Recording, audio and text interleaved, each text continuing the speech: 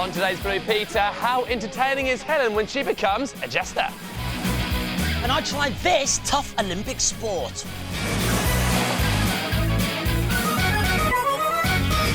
Hello. Welcome, one and all that still to come. But a few months ago, you might remember that Helen drove in what we thought was the smallest car in the world. It was from the Ripley's Believe It or Not attraction, which is actually here in London. If I'm not mistaken, mate, Blue Peter Badger is getting for free? Yeah, I can confirm they do get in for free. Defo. But we thought, yeah, that's a small car. But I think today we might have found something even smaller. A car which is even more miniature. You cannot be serious. It's tiny, and Helen is out there with it right now. It certainly feels smaller. Let me tell you, my knees are practically up by my ears, and I've got short legs. This is less than a metre tall. It's only about 66 centimetres wide, and it started life as a quad bike. So the engine in this is actually fit for the road. It can go 40 miles an hour. Now it's tiny in here, but there's even a gear stick. Yeah, I'm not going to attempt to do that now, or maybe I'm going to have to.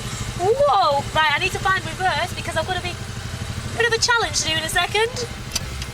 Yeah, that's right, Helen. A wee bit of a challenge. We have set up an immense assault course. We put 1.3 kajillion pounds into this to put this tiny miniature car through its tiny miniature paces for a little bit of fun. So, Helen, in 3, 2, 1, drive!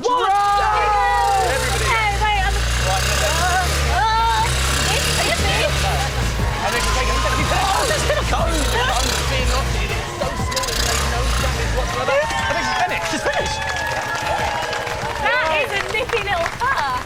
Now, Jen, you're not here to adjudicate my driving, thank heavens, but you are here to tell us whether or not this is the smallest car in the world. Yep, I can officially confirm we have a new Guinness World Record for the world's smallest roadworthy car. Woo! That calls for a beat. Now, I can't really celebrate in here, so I'm going to get out. Or should I say, peel myself out of this car. Whew, no, you don't need a tin opener. There is a handle in there. Whew, it's tight in there. Now, you might think I look a bit daft in that. Wait until you see this. I was recently challenged to become a jester. I didn't want to do it. I tried to get out of it because I knew I'd be rubbish. But let me tell you, there were a few more challenges that lay in store. Long, long ago in the 1500s, court jesters were employed by kings and queens to amuse them by doing all kinds of circus acts, playing music, and just by clowning around. Old-fashioned court jesters aren't around anymore, but the tradition of entertaining still lives on. My challenge is to become a joker and take part in the International Jester Tournament 2009. Now, this challenge has got Joel written all over it. We both know I'm not funny. To get me started, I met my mentor, Jem Famous. A street entertainer and past winner of the title, I couldn't be in safer hands. Or so I thought. Please tell me you were recording that. Well, actually, you know, you are the apprentice. Yeah, You've got to start at the bottom. Now, when I think about Helen, I think running and stuff, not being funny. Being funny, that's my thing. So when I found out that she was entering the Jester competition 2009, I thought, that ain't right. So I'm going to let you in on a secret. I'm going to be entering too. But there's one thing you should know. Jesters, they play tricks. I like things like this, which is a simple cloak. I was busy working on my act. Soon I realised being a good jester wasn't just about making people laugh, but about good tricks too. Every day it's different. Let's see what it's got today. It is a gentleman's shoe. Helen's being trained by a former Jester champion, but I'm being trained by the current champion, AJ James. I was hoping that AJ's acrobatics would give my Jester performance the edge. Wow! I want to learn a bit of that. You've got to show me what you can do. Let me just run over here. So I've got something to get downstairs. You know, just gonna go down the stairs there. So, or the elevator. There's no sort of the escalator where you're like, oh yeah, just getting the escalator down and... I like what you've got. We can build on that. What we've got for you now, it's dangerous, it's athletic, it's escapology. Escaping From these manacles, which should be round your wrists, and then you're going to be locked in this sack from the outside. I'm going to teach you the secret to escape, as long as you promise not to tell anybody. I swear. Go away, because this is secretive. This is an optical illusion, whereas the suitcase is apparently stationary. I'm going to try and move the suitcase, but it doesn't want to move. It wants to stay still. That's so cool. That's amazing. AJ stepped up my training. Good. OK, if you're going to win this thing, we need something spectacular. I'm going to teach you an acrobatic dive forward roll. You're aware I have absolutely no acrobatical skills whatsoever. Not only that, but it was crucial that I learnt this dive accurately. In the competition, I'd be performing it through a ring of fire. Yeah! Woo! How do you feel? Good. Training over, I took my act onto the streets of Ulverston. I was really enjoying having a go at the tricks before, but I was just entertaining myself. Now I've actually got to entertain people on the street. I don't think that's going to be as enjoyable. Pulling in a crowd was proving pretty difficult. Even the pigeons weren't interested. Join in if you like. Or not. The Cloak of Mystery really got the crowd going. My confidence was building. Let's see if we can magic it away. Would they be impressed by my big finish? How's it going, Helen? Yeah, I'm going to be there. How about you? A round of applause, everyone. Fantastic stuff. I got there in the end.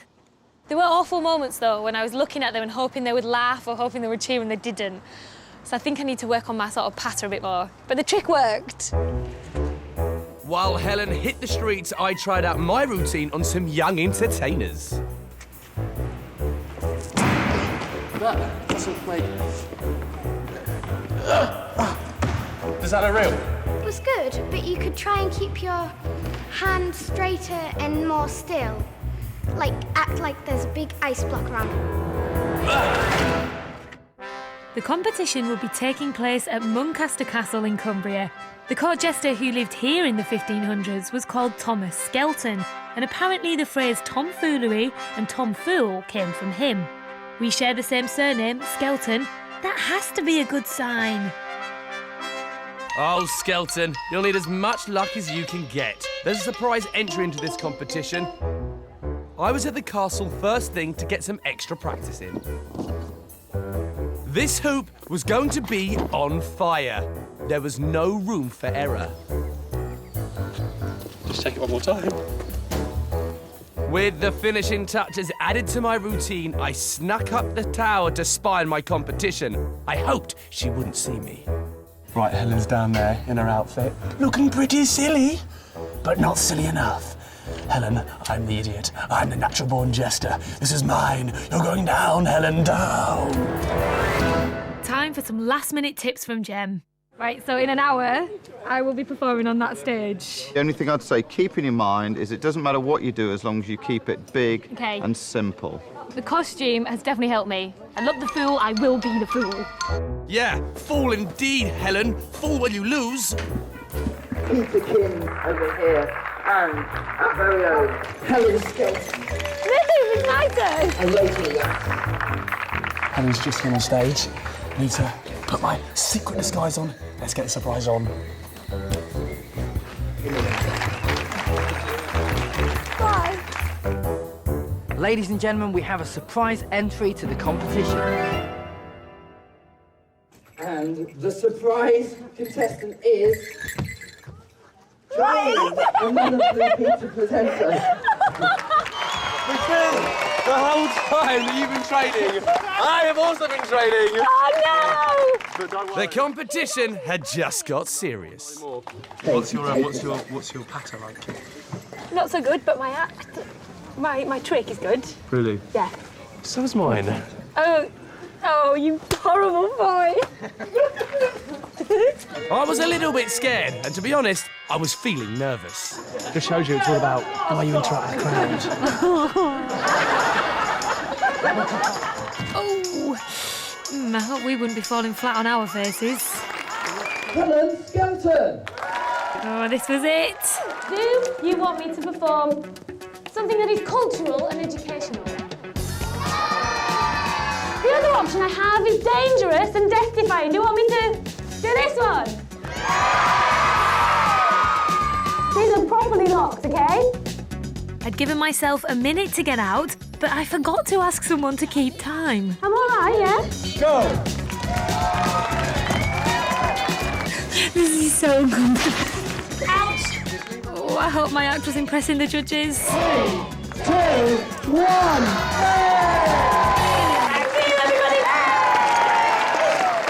You did really well. What the hell are you doing? So embarrassing when you think they're going to laugh and they don't. I know, I'm used to that. And I forgot the time, the guy, that wasn't a joke, I genuinely forgot to ask him to come on time. I thought you were really good.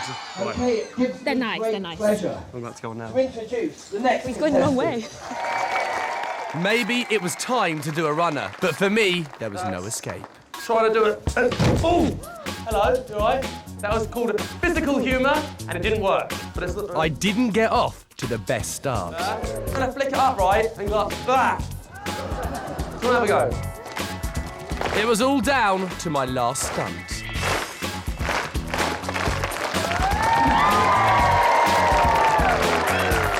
I did it! He was great. I was nervous for him. You did it! Doesn't die. No! They loved you. Oh, well, I think we both gestured quite well. Made the best jester win. Neither of us won the competition, but we wanted to find out who the judges thought was the best jester on the day. Helen, you were very good today, but I think I saw you fiddling with your shackles inside your bag. Joe, you were great, but we saw lots of tricks today that were done with fire. The winner today is... Helen. Oh, well done. Ladies and gentlemen, the Blue Peter winner is Helen Skelton. I jumped through fire. I risked life and limb. You escaped from a Royal Mail bag, fiddling with your shackles. I nearly died. Never mind, it's the taking part that counts, eh? Let's just move this on, because I think someone's a bit annoyed. Calm down, man. All right, last week, Joel, Helen and I launched this year's Me and My Movie competition. We made a 2-minute film, and it was a musical. It starred big superstar Anthony Head. Can I just say, he was brilliant. Absolutely fantastic. And this young lady here, Lucy the dog. Personally, I learned about teamwork and communication. What about you, Helen? What do you reckon you learned about? I learned somebody's a sore loser, but I also learned rock, paper, scissors settles any argument. Very true. I learned that Lucy, proper diva, won't get out of bed after 11. She's proper diva. Winnebago and everything. Yeah. If you want to make your very own 2-minute movie, but you're wondering, how do I start? Well, there's some workshops around the UK which can give you a helping hand. Stand by, silence on set. Top 3, take 4. Action! If you'd like to make your own movie but can't get your hands on the gear, then we've got the perfect opportunity for you. We're offering 1,000 lucky viewers a day of filmmaking fun this summer. We've got events happening up and down the country. You'll get to work with real filmmakers and find out how a movie is made. You'll work in groups with other children, and by the end of the day, your group will have made your very own 2-minute film. It was great. It's better than anything I've ever done before. It was great. That was fun. You don't need any previous experience of movie making. We provide all the equipment, it's totally free, and it'll be loads of fun. Okay. All we need is you. So click on the local events section on the Me and My Movie website. Choose the place and date you'd like to apply for, grab your parents and sign up now. The closing date for the application is the 5th of July, and we'll let you know if you got a place by the middle of July. Good luck. Right, if you want to go along to some of those cool courses in the UK, which I'm sure you do, here is where you need to go. Right, lovely London has got a workshop. Oh, yeah. Naughty Norwich. Nice Norwich. Sunny Salford. Cool Cardiff. Brilliant Birmingham. Great Glasgow. And booming Belfast there. And all the details for that are on the website. Go along, learn about making a film, and who knows, one day you could even be directing Blue Peter. You never know. Right, how many of you have wanted to get one of these? Look at it. It's an Olympic bronze medal. And if you did want to get one, you might have to do, well, something a bit like this. Take it away, Lewis.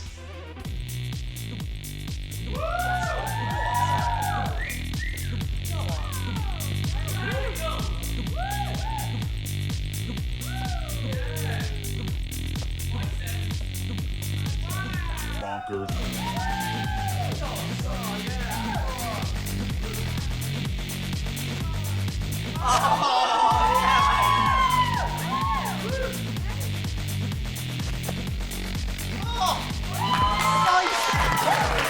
Lewis. Bro, welcome in. Have all the girls screaming, I like it a lot. Now, now, you were the very first British male to win one of these. It's an Olympic gymnastics bronze medal, and you were the first man in 80 years. And you're only 20. So that must make you feel good, right? Well, when you say it like that, yeah, it's quite some feat. Well, you also won gold in Glasgow, and I think we've got some footage of it right here. Could you talk us through the moves that you were doing? There's a shit handstand, one of my newbies I just put in. A little Lewis Smith special? Yeah. Like? Straight through to the dismount with a full pirouette along the horse to finish the routine. Nailed. And how does it feel doing something like that? I mean, you've done the Olympics, you still get nervous? What goes through your mind? I love the competition because I get nervous. It's the adrenaline, the buzz, the excitement. You know, it's just one crazy experience. All right, well, I want to have a go at this a little later on, well, in a second, actually. But I want you to show us and the viewers at home some of the key moves of the pommel horse. What you got? Okay. Well, to start off, you know, in order to be a good specialist, you need this position, which is the front support. Right. Shoulders high, extension. Also, you need the back support. Right. Like so. Nice. Exactly the nice same. Look at that. Extension. And then last, the straddle support. That is brilliant. For the swinging elements.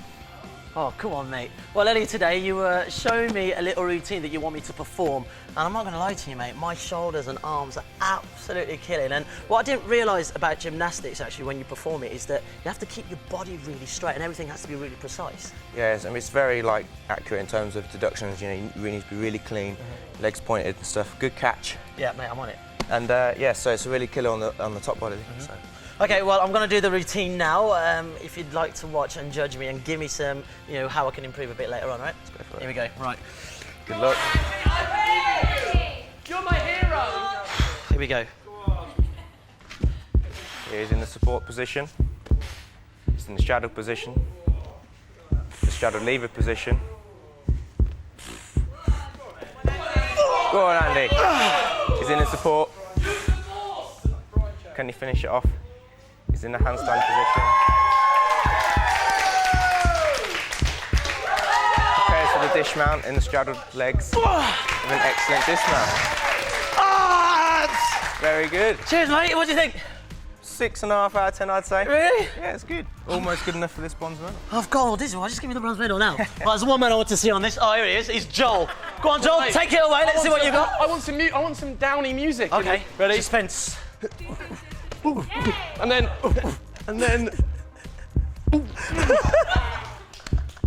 Yeah, I think. Yeah. Lewis, what do you think? Be honest and don't be nice. It was all right. You can see the difference in talent. I'd say keep practicing, but yeah, it's good. Mate, cheers so much for coming in and good luck for the World Championships, all right? Thank you. Appreciate it. Thank you. Big hand. Right, now remember our appeal? Well, we've been using the money that you raised to set up City Gardens. Earlier on this year, Andy went back to visit the first one, and I've been to see how things are growing. Wow, look at those onions. They are impressive. I love the smell of tomato plants. They are going to be delicious. This is a very special garden. Got some carrots over there. Is that beetroot I can see? Yeah, that's beetroot, and they're potatoes. They are huge. Back in February, Andy got his boots on, his hands dirty, and helped make this. The very first Blue Peter Mission Nutrition City Garden. And now 4 months on, I'm back to see what's changed. I want to surprise the children who helped make this. And I think they're coming, so I better hide. I've got my watering can and my gardening gloves. Let's see if I can get involved. Come on.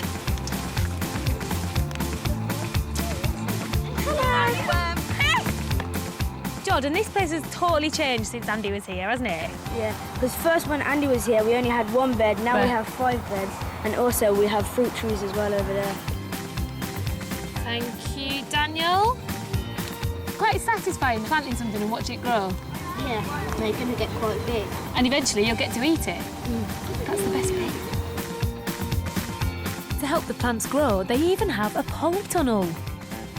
Small plants, they need to be protected from wind, snow and rain. Well, there definitely isn't any wind, snow or rain today. Should we get out? I'm melting. But it isn't just this garden that's been growing because of Mission Nutrition. Through our friends at the Federation of City Farms and Community Gardens, seeds have been handed out to over 900 different projects across the UK. We owe you a massive thank you for making gardens like this possible. There you go, Jordan. Shannon, and the best thing about this place is it will keep on growing and growing. Jordan and Sharon are just putting some new sweet corn in, and this is the first crop of radishes. There are plenty more where these came from, you lot, and we've washed them, so who wants to try one? Do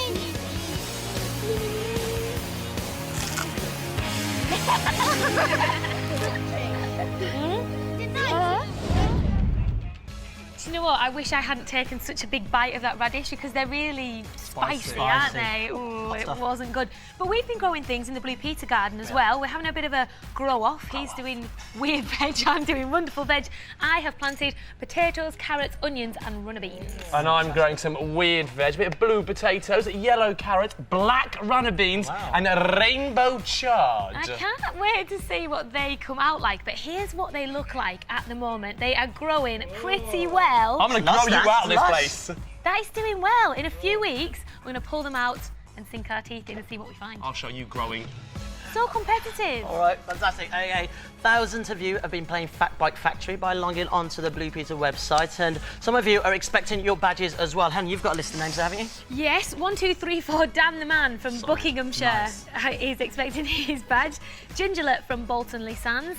Violet 1 Rocks 456 from Nottingham. The name of the day. Little Miss Sunshine 09 from Peterborough, and AMS 1997 from Somerset.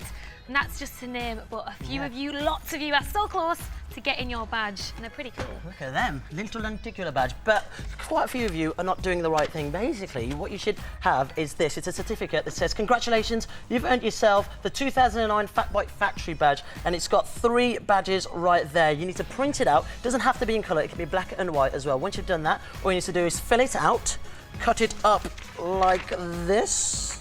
Thank you, Helen, good girl. And then once you've done that, you need to send it to the address on the sheet like that. It's Blue Peter, PO Box 20, London, W12 6BP. Good work. And if you want your 2009 Fat Bike Factory badge, you need to send it to us by the 28th of August. I should say, fill it out by the 28th of August. Right, so many of you have been sending in feedback of all the stuff that we've been doing on Blue Peter. I've got some feedback here from Phoebe, Charlotte and Alan about my aerobic challenge. Thanks for that. But I must say, the World Aerobic Championships are being held in Silverstone Circuit, Northamptonshire on Saturday, the 29th of August. Don't forget Blue Peter badge winners get in for free. Right, I've got something from Adam and Catherine. They loved it when we did the pond because they said the water was from the rain and they enjoyed that. Nice. Yeah, and I've been reading this letter from Hannah. I have to say, I take my hat off to you, Hannah. She's a fell runner, and that is tough. Going up and down at those steep hills. Well done to you, Hannah. She enters the right races, though. She gets chocolate at the end of some of the races. Well, Oliver Misfitch has sent us in his plaque she made, same as Joel made with Danny Harmer, and she's even got herself lots of badges as well. Well done, dude. Right, Isabel really liked Helen's jazzy bangles that she made, so she went one step extra and made this chew for a gerbil. And he seems to be enjoying it. We're glad you're enjoying the mix. Stick with us and tune in tomorrow because we will be joined by a huge dog. When I say huge, I mean absolutely massive. Right, who wants a haircut? I'll see you later. Find out tomorrow. Get away! Imagine it's pitch black. You are on your own, lost on an island, because you didn't win. Our brave adventurers don't know it yet. But if they don't win enough island torches, it's lights off for them. And no escape from Scorpion Island. The battle continues, Sundays at 9, see BBC on BBC 2.